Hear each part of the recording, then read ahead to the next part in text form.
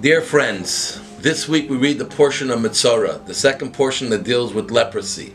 And the Torah tells us the laws of leprosy that can happen in Israel in someone's home. Yes, the home can have a discoloration, which is a sign that there's something wrong that the person has to deal with.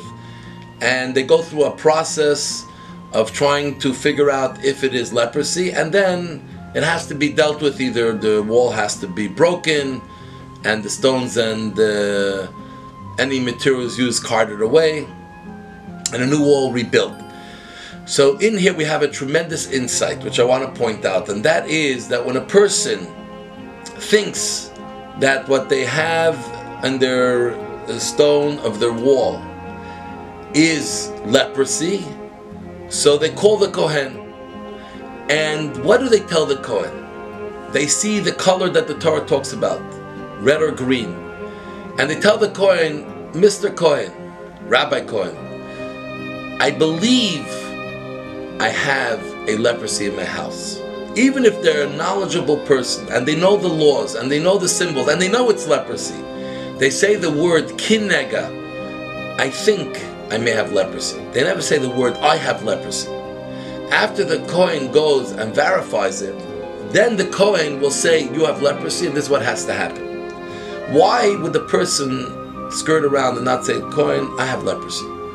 And here the Torah tells us a very, very important message. And that is that when it comes to negative things in our life, things that are happening around us, or things that we have done, we should never make the statement, I am a leper.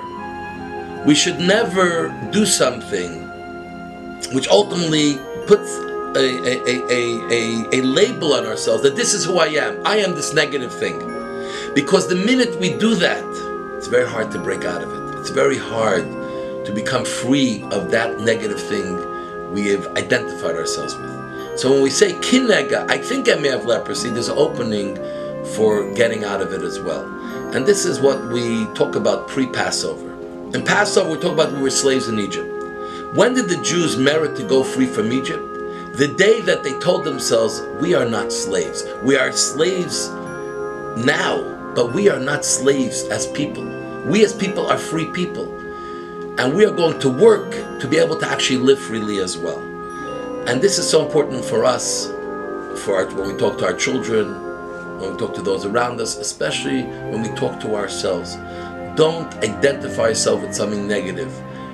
Realize you have something negative that may have to be changed, and be able to change it, and that is what you're supposed to do. But never identify yourself with that negativity. And just to finish off, as we say, when someone becomes bar mitzvah, they're a bar mitzvah, the son of a mitzvah, or a daughter of a mitzvah. But when someone has sins, they say you're possessed sins. What's the difference? Because a mitzvah is an internal relationship, like a son and a daughter. It's real. That's who you are. When it comes to negative, a sin, you only possess it for the time, but you can rid of it very easily. It's not really you. So may Hashem help us. We prepare for Passover. Remember who you are. We are Jewish. We are proud. We are good. We are free.